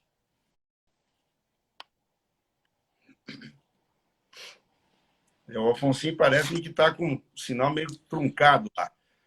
Afonso, quem sabe você tira do Wi-Fi aí e vamos deixar no... Tira do Wi-Fi e deixa no 4G do telefone. Falhando de novo. Antoninho Zatti. Diga, agora estava... Eu acho que você tem que deixar só no 4G do telefone. Sai do Wi-Fi. Tira o Wi-Fi e fica só no 4G do telefone. Eu vou tirar. Isso, tira do Wi-Fi, deixa de ser pão duro aí, né, Antoninho? Se tu estiver aí no escritório, ajuda aí o homem, rapaz. Meu querido Diego Esteves, olha, lidar com a internet é sempre muito complicado, né? E quero agradecer um público maravilhoso. Agora eu acho que vai, olha aí, ó. Viu? Deixa de ser pão duro, rapaz. Agora tá dando certo, olha aí, ó. A palavra tá contigo, Afonso. Tá bom, deixa eu falar o seguinte, Jerônimo. Começando pelo nosso assunto do Plano Collor, 20... Coisa impressionante, né? Esse tempo todo, uma situação que já estava consolidada na Justiça, quando se entrou com essa ação civil pública, e chegou a prescrever em 2010, e a ação civil pública salvou novamente essa situação para a devolução dessa diferença para todo o país. Então, a semana passada foi julgado o segundo embargo de declaração do Banco do Brasil, nos embargos de divergência que nem ele era parte, e em termos de STJ, que seria o tribunal competente, o Tribunal Superior competente para esse assunto, está esgotado, no meu entendimento, não tem mais recurso a ser feito. O STF já decidiu essa matéria, não é matéria deles, é matéria infraconstitucional. Então, eu espero que daqui em diante as ações que estão aí ajuizadas, cada um tem que ajuizar individualmente suas ações para buscar essa diferença aí ao longo do tempo, corrigindo parcialmente esse problema, porque você sabe muito bem, Jerônimo, que quantas pessoas venderam suas propriedades para pagar essa conta lá atrás, venderam parte da propriedade, venderam por preço vil, pressionados numa situação aquele temor de ser executado pelo Banco do Brasil. Na época, o cara que era executado pelo Banco do Brasil era um doente na cidade, já andava se escondendo, isso aí é executado do banco e tal. Então, realmente, essa é uma coisa, 24 anos, elas ficaram excluídas do crédito. Os juros, na época, eram extraordinariamente altos no crédito rural. Nós tínhamos 24% de juros, até 24%, mais correção pela poupança, juros de inadimplência altíssimos. Então, tudo isso foi rolado no tempo. Nós estamos até hoje aí ainda com essa questão de PESA, securitização, e muita gente foi excluída e hoje está fora do crédito rural. E o banco tem uma cláusula pétrea que quem teve desconto para fazer a negociação dessa do PESA, só devolvendo, teoricamente, essa diferença para poder voltar ao crédito. Então, tudo isso desorganizou completamente o crédito rural. As pessoas ficaram fora do crédito. Nós temos hoje o crédito atende 30%, 30%, 40% só dos produtores brasileiros, crédito oficial. E nós sabemos que foram buscar em fornecedores, trades e outras. Então, tudo isso, né? Vamos ver se agora conseguimos, ao menos, devolver parte desse valor aos nossos produtores por todo o país, aí, com essa decisão que foi publicada a semana passada. É uma longa história, né? Que eu tive a oportunidade de acompanhar desde lá daquela CPMI, que foi criada em 93, por iniciativa do então deputado Vitor Facione, as entidades todas participaram daquela longa, não foi até tão longa, mas todas as autoridades tiveram. Fernando Henrique Cardoso era ministro da Fazenda, todo mundo participou, era no Itamar ainda aquilo, mas vamos ver agora se chegamos ao final dessa longa história, dessa novela interminável. Bem, Afonso, aqui a Cris, os nomes aqui são alterados, mas a Cris Castro Pivetta, ela faz um questionamento. O fato da Justiça Federal se julgar incompetente para julgar as execuções contra o Banco do Brasil, remetendo para a Justiça Estadual, isso, como é que fica isso no teu ponto de vista? Se demora demais? Depois nós temos aqui Não, isso no meu ponto de vista, está certo. Deixa eu só colocar já outra pergunta. A Patrícia Vione, ela pergunta se tem perspectiva dos depósitos disso. E eu coloco aquilo que disse antes. O que você acha de trabalharmos junto ao Banco do Brasil logo um acerto de contas nisso aí? Aí depende do banco, né? Porque às vezes a negociação não é tão favorável, que eu tenho visto. Mas o banco até agora, em relação às dívidas as antigas, o antigo plano Collor, ele até tem procurado negociar. Quanto a esse, ele ainda está usando todos os prazos de recursos e coisa, eu não sei se conseguiria nesse momento. Quanto ao primeiro questionamento ali da colega, a Justiça, quando é só Banco do Brasil, o réu, eu entendo que o foro próprio é da Justiça Estadual, eu nunca entro na Justiça Federal, e ela se declarou incompetente, como deveria ser, né? Sendo uma entidade privada que está do outro lado, como o ré, tem que ser a Justiça Estadual. Então, os processos estão sendo remetidos para a Justiça Estadual, não tem problema, vão andar na Justiça Estadual, não tem... quem entrou na federal vai para a estadual, vai seguir na estadual. Bem, e a perspectiva, Afonso, como é que você enxerga a perspectiva disso se concluir e o produtor receber isso? Como é uma questão que não envolve mérito, o mérito já foi julgado, é uma cobrança de conta. Você tem que provar que tem o crédito, o montante dele e entrar em juízo, juntando o seu contrato que estava em aberto, tanto de custeio como de investimentos, aberto lá em março de 90, que foi quando houve o Plano Collor, e aqueles contratos que estavam em aberto, tanto de investimento como custeio, você, tirando a cópia dele no registro de imóveis, entra com a ação pedindo, e faz o cálculo, e entra com a ação pedindo o valor do seu crédito. Então, teoricamente, ele tem que andar rápido, porque não tem discussão, né? Se a pessoa está enquadrada naquele processo, se o crédito dele era reajustado pela poupança e estava em aberto em março de 90, ele tem que entrar com o seu contrato e pedir o ressarcimento. Aí sempre tem, justiça é justiça, sempre tem a demora, mas é uma demora menor do que os outros processos normais, de ação ordinária, que tem discussão de mérito, aí mais complicado. Bem, mas eu acho que agora as coisas devem andar. Para a gente poder ir... A cópia dos contratos estão no registro de imóveis da cidade, onde ele fez o financiamento, ali ele vai no registro de imóvel, tira a cópia do contrato, calcula, procura o seu advogado e entra com a ação. Olha, nós estamos aqui com, no mínimo, 2 advogados da Bahia acompanhando aqui, né? E mandar um abraço ao Flores e ao Francolino aqui também, que estão nos acompanhando. Né? E, Afonso... Francolino, nosso amigo Francolino. Isso. Antes de entrarmos na discussão sobre o endividamento, que isso também gerou, agora o Marco Antônio que chega lá de Minas Gerais também, né? Gerou endividamento. Qual é a orientação que você dá aos produtores nesse momento com relação ainda a alguma etapa da questão do Plano Collor? Acho que é importante a gente deixar bem claro aí para todos. Os produtores têm que pegar a documentação própria, né? Que é essa, busca no registro de imóveis, os contratos que tinha na época, se analisado se eles se enquadram, se o indexador é a poupança e se estava em aberto naquele ano, de março de 90, e aí ele entra em juízo para buscar essa diferença. São ações individuais, né? Que cada um tem que entrar. Pode escolher, são 3 réus, Banco do Brasil, a União e o Banco Central, mas aí sempre se sabe que nos outros réus as coisas são mais demoradas, teriam precatório, essas coisas todas para receber depois. Então, para isso. Encerrar aqui, né, essa parte, eu não posso deixar de ler, mandar um abraço ao Fábio, da Nova Tecla, em Juí. A Rafaela Fritz, ela faz... Então, o ideal hoje é ingressar com a ação apenas contra o Banco do Brasil e, portanto, na Justiça Estadual. Essa é uma pergunta que eu acho que resume. Exatamente. É exatamente. Esse é a estratégia mais própria. Tá ótimo. Mas, Alfonsinho, essa ação, ela nasceu, você lembrou aqui, né, o Vitor Faccioni, nosso deputado à época, e ele tem aí uma situação que gerou essa questão, mas o combate na época era o endividamento, né?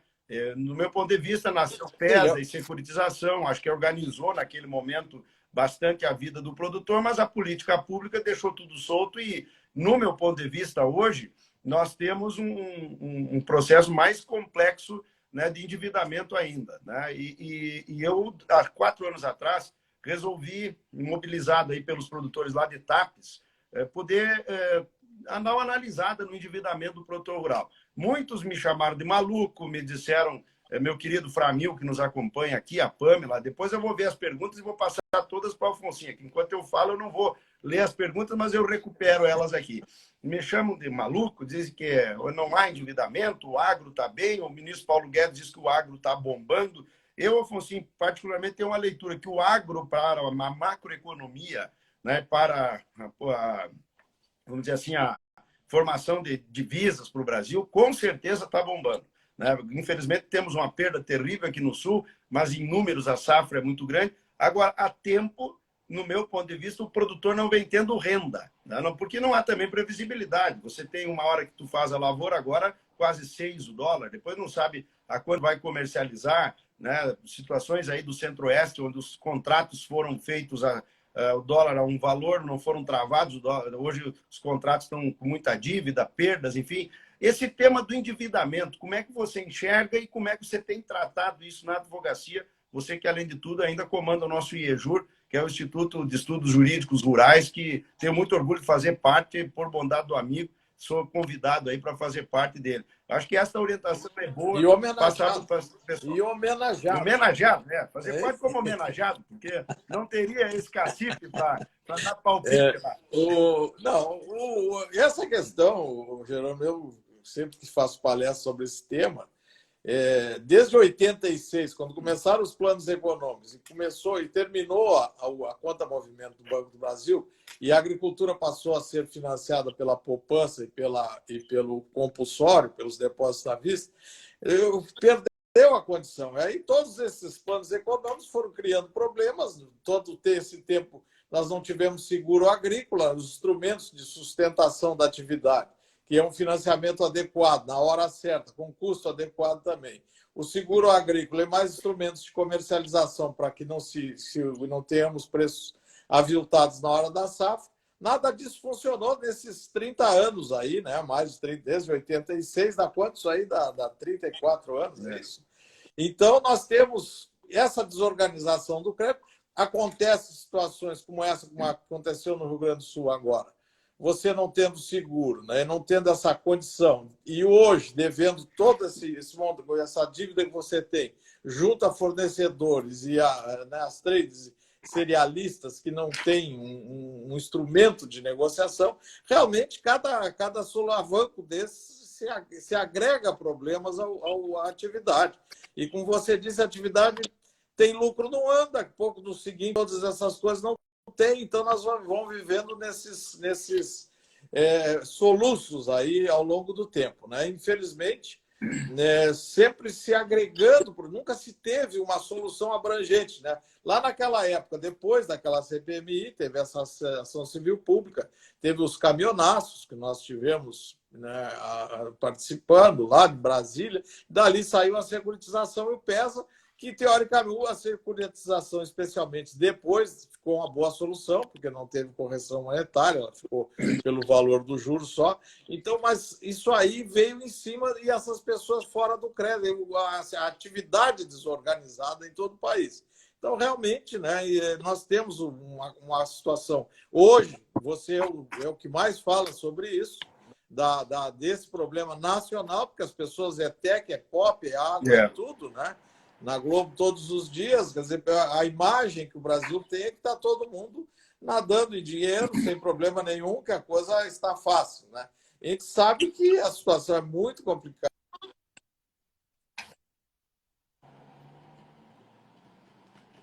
Então, realmente, se não tiver, e eu não vejo agora, nesse momento, uma solução adequada para isso tudo aí, porque a crise do país, né,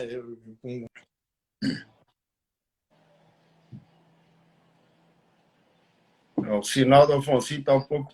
da pandemia, nós temos todos esses problemas em conjunto. Então, é uma coisa que ficou muito complicado. As pessoas vão ter que ter muita. Está cortando? Agora melhorou um pouquinho. Alô? Oi, pode falar. Está cortando? Melhorou? Melhorou um pouco. Então, é assim, eu vejo essas medidas, Jerônimo, que saíram agora, através dessas resoluções do Banco Central, a 801, 802, 806, 807, 10, 16, já tem várias, né?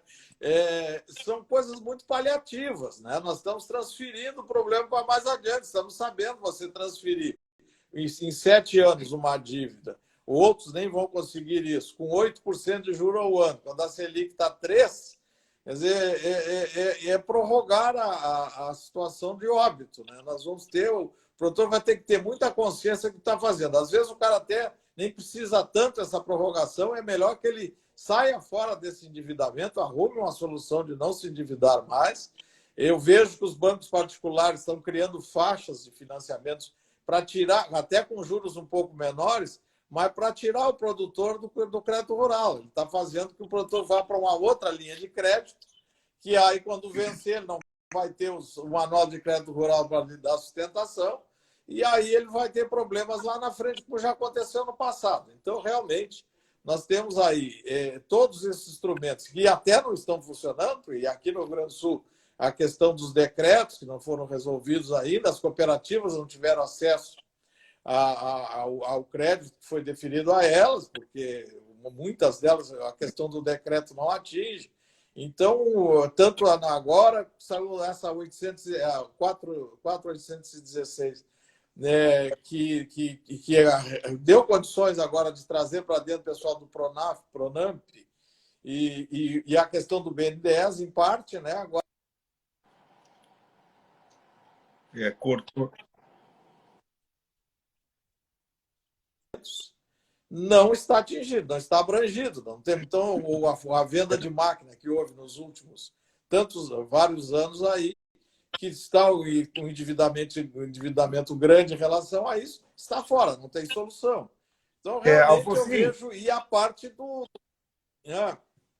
Não, deixa eu só te dizer, porque eu ia entrar justamente nisso. Em resumo, depois nós vamos para o outro assunto, mas ainda é isso. Essa falta de uma política do governo para enfrentar esse problema vai acabar estimulando o produtor a ir atrás da recuperação judicial como a salvação da lavoura. E depois nós vamos falar da recuperação judicial. Sim. E eu tinha justamente anotado aqui, para conversar contigo, primeiro dizer aqui ao Dirceu, que ele pergunta se a questão ainda lá do Plano Collor não é mais rápida na federal, você já respondeu que é estadual. A Pâmela está nos dizendo que espumosos já estão em execução e as que entraram na Justiça Estadual em sentença também. A Patrícia está colocando que aguarda depósito lá, né, já. E eu anotava, ouvi aqui o Jareta, o Clóvis, né, as medidas da seca e da Covid, mandar um grande abraço ao Onélio e no Alegrete, né, elas são medidas que elas, vamos dizer assim, melhorou um pouco até a semana passada, quando foram arrumadas, porque as originais não iam sair. Essa 4.816 deu uma arrumadinha. Deu uma arrumadinha, né? Melhorou um pouco aí para ter. Por isso nós estávamos no manual de crédito rural caso a caso, e era isso. E ainda que não fuja muito, eu ainda entendo também, assim, que isso expulsa o produtor do sistema de crédito oficial também. Você às vezes faz uma prorrogação dessa, mas vai ter que arrumar um jeito de fazer a próxima lavoura. Isso é terrível, né? Segue aquilo que você disse lá atrás do Plano Collor, que desde lá nós vamos tirando gente da capacidade de crédito e gerando endividamento. Mas dois assuntos que eu acho fundamental. O PSI, tá? O PSI que não entrou. E o argumento do Tesouro, eu estive conversando com eles lá, é que o Tesouro não quis atender o agro, porque o PSI também financia outros equipamentos de outros setores produtivos, inclusive industriais, né? Então, teria dinheiro para tudo.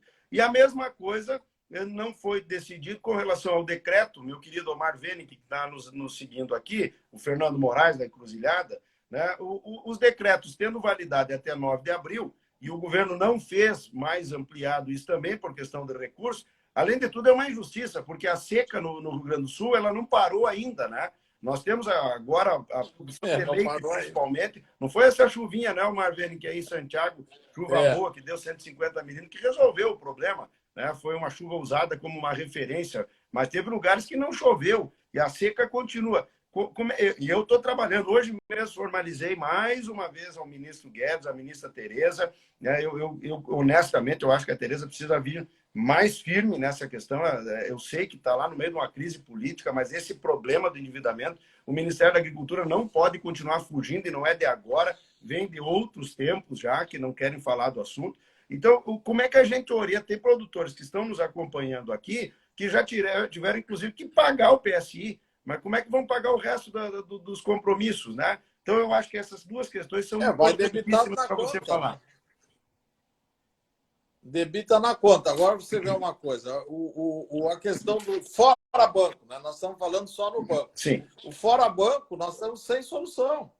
Né? O nosso querido Antônio da Luz está fazendo aí pela Farsul uma operação estruturada, que o BNDES até já autorizou um piloto numa cooperativa e numa cerealista para ver a possibilidade. E com toda a franqueza, né, Alfonso? Deixa eu só te interromper. O que está acontecendo lá no BNDES é uma linha de crédito sendo ajustada que eu construía 3 anos atrás, que a cerealista e a cooperativa já estavam autorizados. Aí vem aquelas questões também, lá na Expo Direto, fizemos uma reunião, depois na Farsul teve outra reunião, o pessoal quis fazer só o emergencial. Para mim, já tinha que ter vindo uma medida estrutural, porque desmobiliza. Quando você prorroga uma conta, infelizmente é assim, a pressão diminui. E hoje nós estamos com a pressão diminuída. O pessoal já jogou o problema para o ano que vem para mexer no estrutural. Então, você falou, eu tive até um choque de posicionamento, né, com o Antônio da Luz, e eu acho que nós tínhamos que ter trabalhado essa questão estrutural diferente para trás. Mas tomara que saia para frente, né? As linhas estão lá criadas, tem que é muito complicado, são operações complicadas e que realmente o BNDES não tem esse perfil. Ele é acostumado, o foco dele sempre foi a indústria, né? O crédito rural sempre foi complicado dentro do BNDES. E o banco para grandes construtoras, para grandes conglomerados, é fácil de tirar dinheiro lá, não tem muita burocracia. Mas se sabe que no crédito rural sempre foi complicado no BNDES e na hora de dar solução para o endividamento, o BNDES é terrível, é muito ruim. Né? E como os bancos são que têm o risco dessa conta, também é uma coisa complicada. Né? Então, realmente, essa parte do BNDES é sempre muito complicada. E hoje, esse problema, junto aos fornecedores e junto a trades e cerealistas, é uma coisa muito complexa. Nós temos, assim, aí indo para a recuperação. Aí vamos voltar um pouquinho, Alfonso, se me permitir. Né? Eu acho que é importante, a gente tem 2 assuntos que o pessoal tem cobrado muito. Só para dizer, Marco Antônio Costa, aí de Minas Gerais, o Banco do Brasil diz que não trabalha com a linha do BNDES. Isso pode? Pode. Eles têm um convênio, mas se o banco não quiser usar aquela linha, ele não é obrigado a usar. Então, infelizmente, é assim. Mas a tua orientação, a tua orientação com relação ao PSI e ao decreto de emergência, até o Adriano Coca aqui está alertando o tema da maçã, aonde não foi publicado até o dia 9, isso, o que o produtor dessa esse aí tem fazer? Esse tem que ir para o Manual de Crédito Rural. Quer dizer, o Manual de Crédito Rural estabelece de forma geral que se você teve problemas climáticos, problemas mercadológicos, problemas de várias ordens, tem direito à prorrogação de suas contas, independente da questão do decreto.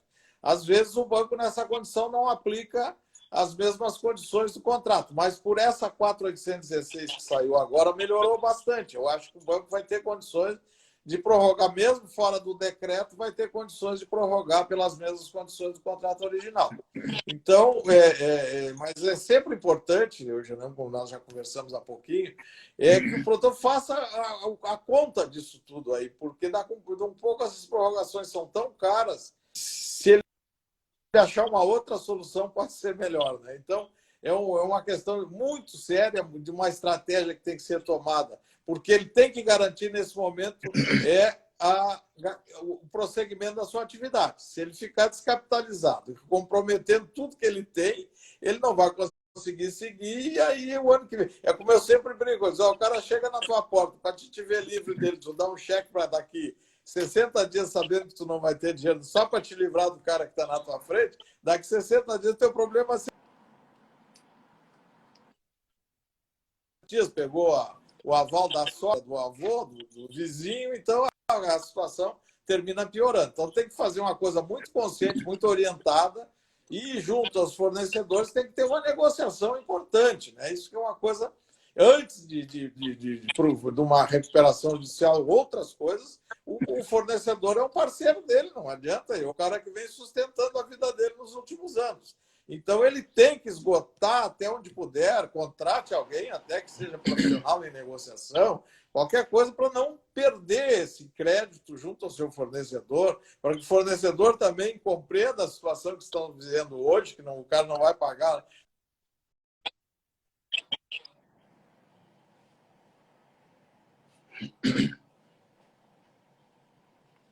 O sinal do Afonsinho nós vamos ter que mandar arrumar lá no mês de evento, lá, rapaz. Ele dá uma surgida aqui e deixa o nosso circuito meio interrompido aqui. E agora ficou bastante tempo. Mas é isso que eu digo. Eu sigo pressionando o governo. Eu vejo bastante dificuldade. Ainda acredito que dá para a gente ter alguma situação melhor. O Fonseca acabou caindo aqui. Eu vou tentar chamar, porque nós vamos entrar em dois outros assuntos importantes, que é a recuperação judicial, né, e o fundo rural. Mas agora o sistema realmente está bem complicado aqui. Não da minha parte, me parece, mas me parece que o Afonsinho está numa área que não tem um sinal muito bom. Né? Vamos fazer mais uma tentativa. É uma pena porque a gente marca as reuniões, cria uma expectativa e como ontem o Coutinho não tinha o sistema, acabamos perdendo. E eu estou muito feliz aqui com a audiência no Instagram. Né? Estamos aqui. Que bom que voltasse. Então, eu não sei, eu estava finalizando, eu não sei se chegasse a escutar o que eu falei, porque ele tem que esgotar uma negociação ao limite. Não perder o seu fornecedor. O que eu vejo é que... Parceiro. É claro, porque ele não pode... muitas vezes o que eu vejo, assim, convivendo com o produtor, como a gente convive, é que a pressão é tão gigante, e nessa hora mais gigante ainda, que ele acaba assinando qualquer coisa, às vezes, lá na agência para ganhar um foro. Esse é o problema. Isso é triste, né? Então, é importante te ouvir. Eu vou seguir trabalhando as questões do PSI e dos decretos, Afonsinho. Só que do PSI eu não tenho visto muita margem para a gente conseguir.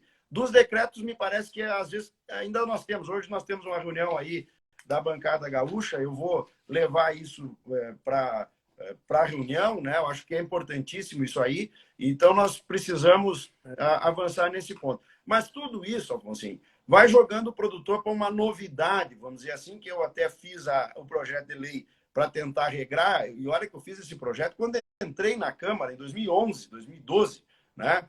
De lá para cá eu entendi que como estava o projeto da recuperação judicial, ele era muito ruim, porque ele ia, meu querido Milton Rigo, ele adjudicava expulsar o financiador privado. Bom, muita negociação vem avançando, olha quantos anos estamos com o projeto. Agora parece que as entidades acertaram.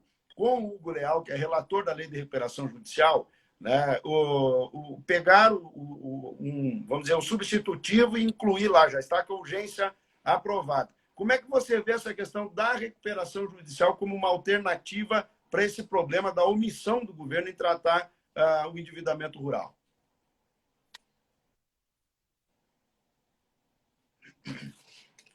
Pois é.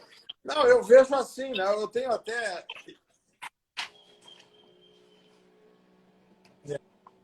Eu vejo a questão da recuperação judicial, especialmente do produtor rural pessoa física, né? O teu projeto 6279 lá de 2013, né? Na época, queria resolver aquele problema da necessidade do registro no registro de comércio, tirando fora, né? Mas hoje tem que ser mais amplo. Nós temos aí o deputado Alceu Moreira está de relator da medida. Está de relator há mais de PLS. 5 anos, né? Estamos aí aguardando o parecer dele, vai acabar entrando lá no do Leal. E agora Nunca com vi ficar essa esperando tanto aí, a tempo coisa para fazer dar um parecer. Tá? Então é o seguinte.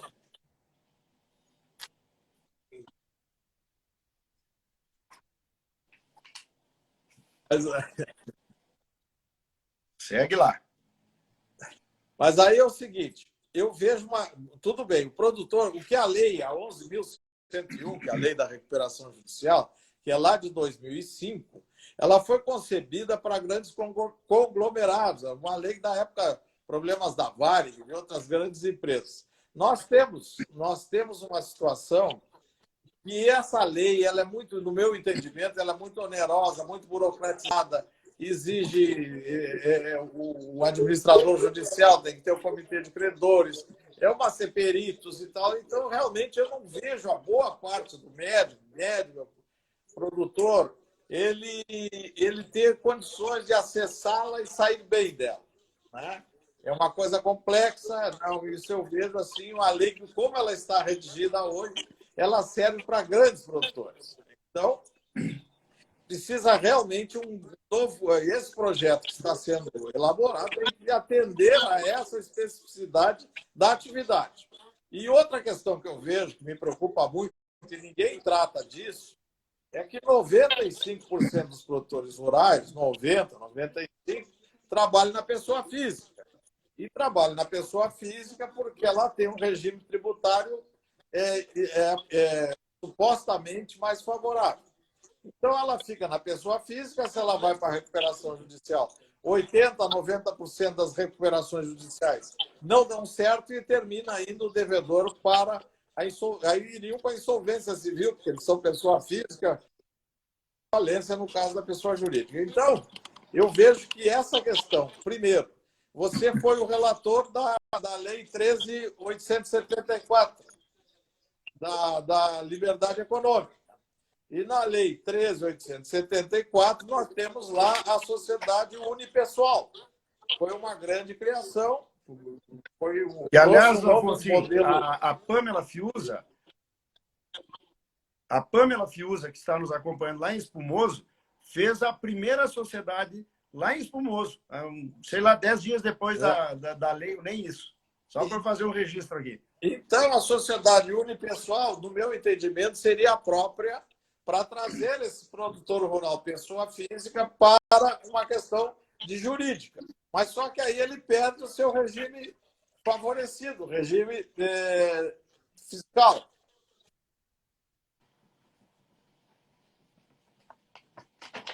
Então, assim, com a unipessoal tinha que trazer o regime tributário. Não precisa nem lei, seria pela Receita Federal ele trazer o regime tributário da pessoa física para essa unipessoal. Então, ali, o produtor deixaria de ter essa informalidade que ele vive hoje, trabalhando misturando as contabilidades pessoais da sua casa com a atividade empresarial. Quem fatura esse montante, né, que o ano todo, o faturamento no produtor rural é muito alto. Então, ele tem que ter, ele não pode ficar trabalhando, no meu entender, na pessoa física. E essa sociedade unipessoal, ela cria essa oportunidade para ele se regularizar, desde que a gente trouxesse esse regime tributário da pessoa física para a unipessoal. Aí ele não teria o regime tributário, se organizaria. Até para a questão da recuperação judicial, ele teria outra condição, não estaria com seu patrimônio pessoal jogado lá dentro da recuperação. Então, são essas questões que eu acho que nós temos que discutir e que é um conservadorismo dentro desse processo todo que não quer discutir essas coisas, não sei por quê, né? Para trazer o produtor rural com outra situação que não é a que ele vive hoje. Mas, realmente, nós precisaríamos ter, na recuperação judicial, um capítulo específico para o produtor rural que atendesse, simplificasse o processo, dando garantias inclusive, essa questão do conservadorismo para os seus credores, para que ele possa prosseguir na atividade. Inclusive, essa questão do conservadorismo, né, Alfonso, na própria medida provisória da liberdade econômica, nós propusemos um debate sobre a mudança dos contratos agrários, gerou bastante polêmica, mas nós já temos um projeto de lei tramitando, e assim que o processo legislativo voltar ao normal, nós devemos avançar nisso. Né? Não dá mais para continuar sem atualizarmos a outra questão coisa, dos contratos. Né? Pois não? Nós estamos com um delay aqui. Desde 1964, né, aquela lei do Estatuto da Terra, continuamos amarrados a ela, com também um outro problema sério, que o produtor que não seja agricultura familiar, ele está amarrado ao que a lei diz, ao que o Estado diz. Ele tem que ter um prazo de tanto, um valor de tanto. E ele hoje está aí, né? Hoje nós temos nessa colheita aí que nós temos, com esses preços aí, muita gente não vai conseguir nem pagar o arrendamento. Então, problemas sérios nessa questão dos contratos agrários também, que precisaria um programa só para isso aí. Mas nós vamos ter oportunidade desse debate, porque o projeto de lei lá já está tramitando, né, Alfonso? Quero agradecer a você, Antônio. Voltar onde prometeram, os que eram contrários ao teu projeto lá na Lei de Liberdade Econômica, tiveram que trazer um projeto e ofereceu uma nova redação, e até hoje nós estamos esperando a nova redação e não veio. Né? Mas então não tem, queremos ficar como estamos. O processo anda igual. Mas antes de mudar de assunto, eu quero apenas dizer, você tocou num assunto, eu te interrompi, a doutora Pamela aqui, ela é contabilista, contadora, tem um escritório importante lá em Espumoso. Já existe empresa Unipessoal, a primeira no Brasil, nasceu em Espumoso. Né? Eu lembro bem que ela me ligou contando, olha, o Sicredi nem sabia como é que era, sim, mas tinha uma semana de lei, né? Então é interessante. Eu não consigo entender, Alfonso, como é que no Brasil, para tentar sobreviver, o produtor às vezes é obrigado a pegar CPF de filho, de neto, de todo mundo, né? Quando a maior empresa, 90% dos municípios do Brasil, em geral, é um produtor rural. Pode pegar lá em Santo Augusto, você vai ver que tem o produtor rural, você deve perder só para a prefeitura. Né? O resto é atuando com CPF, quer dizer, não tem cabimento essa questão. Né? Mas aí, você, então, nós já estamos aí com um bom tempo de debate, um grande público. Temos aqui gente que eu não citei, meu querido Pingo, o doutor Fernando Peles, Alexandre Mânica, Lipe Becker, tantos aqui que nos acompanham, o doutor Paulo Bonorino aqui, enfim, né? Aí vou deixar agora para encaminhar o assunto mais polêmico, né? Da nossa relação, digamos assim, né? Da nossa relação, que é o tema do Fundo Rural. Eu apenas vou buscar um histórico, né? Esses dias até um deputado botou lá que eu fiz um vídeo dizendo que estava tendo uma prorrogação de tudo aí, colocou, nunca vi, colocou até no grupo da bancada, que era uma pichotice minha, uma fanfarrice. Eu digo, mas se a Receita Federal está fazendo, eu gostaria de ver a Frente Parlamentar trabalhando a favor do produtor, mas nesse ponto e endividamento são dois assuntos que eles trabalham na medida do possível contra. Deixo esse registro aqui, porque saí, inclusive, da Frente Parlamentar por não concordar com isso. Não adianta nós estar tratando com outros assuntos aí, meio ambiente, questão indígena, tudo é fundamental, mas esses dois assuntos ou três que a gente tratou aqui mexem no bolso mais diretamente do produtor. Bom, então eu resgato o seguinte, o presidente Bolsonaro, à época candidato, ele subiu em centenas de caminhões prometendo que ia acabar com o passivo do Fundo Rural. Né? Tem vídeos aí, isso não é eu que estou dizendo, muitos vídeos ditos por aí. Bom, ganhou a eleição, deu uma mudadinha no discurso. Até tinha o atual secretário Naban Garcia, que era o presidente da UDR, até assumir o governo, ele pregava o fim do passivo. Agora, no governo, ele ataca a gente que defende o cumprimento da palavra do governo. Bom, o presidente assumiu, simplesmente mudou bem o discurso, foi blindado por alguns agentes, esse assunto não tem chego a ele, mas eu não desisti de lutar por uma questão de coerência, porque em dezembro, Afonso, tinha um refis aberto. E o próprio Naban, o próprio presidente, disseram que iam resolver. Muitos produtores confiaram, obviamente, na palavra do governo e não aderiram ao refis.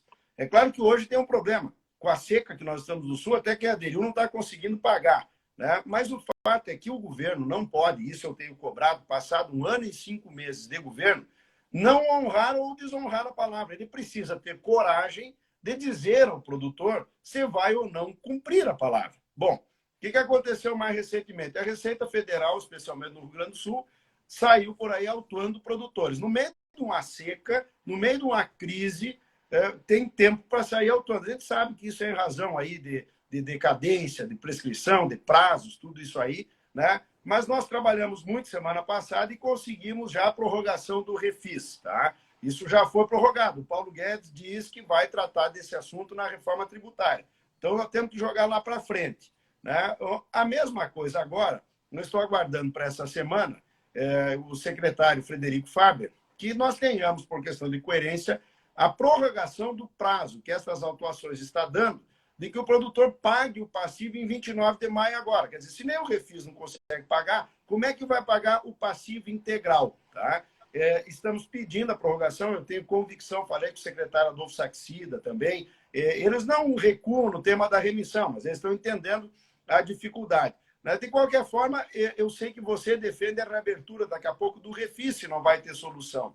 Mas eu defendo que o governo tem que vir a público dizer o que fará com a sua promessa, porque é uma injustiça com o produtor rural, neste momento mais ainda, essa indefinição. Quero te ouvir sobre esse tema, até me criticando, eu quero te ouvir. Em primeiro lugar, eu quero te cumprimentar pelo seguinte. Nesse período todo da tua luta aí, em relação a esse assunto, você já diminuiu a conta pela metade, né? Ou mais nessas alturas, porque veio a decadência, prescrição, tudo isso, em relação a boa parte dessa conta. Quem está assumindo ela hoje, quem fez o refis lá atrás, pagou a metade da conta, né? Assumiu a metade, a outra já tinha caído, decaiu o direito da União de cobrar essa conta, né? Então, o fato tem isso. Em segundo lugar, o presidente prometeu num discurso de campanha, ele não é muito chegado na questão da legislação, ele acha que tudo pode, na maneira dele de pensar. Muitas coisas ele tentou fazer logo que assumiu e o Supremo Judiciário declarou inconstitucional. Eu não vejo condições dele fazer remissão, isso é uma coisa que eu tenho sustentado há muito tempo e quanto mais passa o tempo, pior fica, né? Então, eu vejo que a solução que foi dada lá atrás, que não é a melhor, não é o melhor dos mundos, mas reduziu o valor do imposto, da taxa, né? da alíquota, e, além disso, permitiu que o produtor optasse pela folha de pagamento ou pelo faturamento, que é uma coisa importante, porque você tem situações diferentes, dependendo da atividade, que a folha de pagamento é muito melhor e ele era obrigado a recolher sobre o faturamento. Então, isso aí já foi uma melhora muito grande, a redução da alíquota, a condição de pagamento naquele período de 176 meses.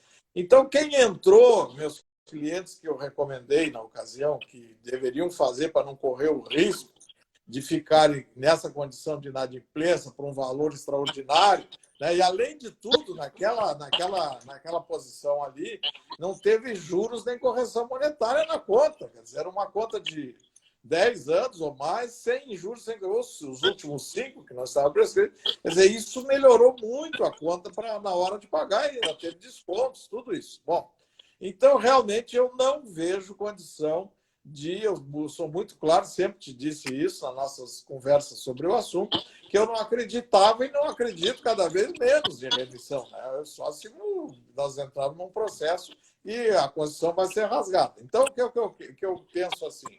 Teria que reabrir esse caso. Diz que quer tratar do assunto na reforma tributária para tentar exatamente... Mas aí o que pode criar, que eu sempre achei que pode ser feito, é um bônus de adimplência. Quer dizer, quem pagar dentro do refis, pagar de certa forma, vai ter um desconto X para diminuir de uma forma de amenizar essa situação. Esta era a proposta que estávamos negociando em dezembro do ano passado, que depois simplesmente sumiu a proposta. Então, realmente, eu acho que tem que ir por este caminho e trazer esse povo todo para regularização, porque ficaram com questão, sendo autuados, tendo que contratar advogado para se defender e prosseguir, não tem CND. Então, aí é uma coisa complicada para a continuidade de sua atividade. Então, eu imagino, não tenho esse dado, que o grande volume hoje desse passivo ele está vinculado à indústria que cobrou do produtor e não recolheu, ou que não cobrou e não recolheu. Nós temos um universo que eu sei muito grande na área de frigoríficos, na área de cerealistas, que são devedores com um volume bastante grande. E esses, assim, num refis, eu acho que não tem, num novo refis. Afonso, cortou de novo. Nós temos um problema aqui, ó. Nós temos 50 segundos de vídeo, já estamos com 1 hora aqui, viu, Afonso? Nós temos 47 segundos. Está terminando a minha bateria, ainda bem. Mas esse assunto eu quero dizer a você, nós vamos ter essa semana novidades. E aí eu acho que nós marcamos lá na frente um novo debate sobre Mas eu sempre faço esse apelo. O apelo, reabre o prazo. Vamos ver. Traz esse tá bem, meu querido amigo? Vai dar certo no final, pode ter certeza. Quero te agradecer, agradecer a todos que nos acompanharam. E um prazer muito grande aqui. Foi uma grande audiência, viu?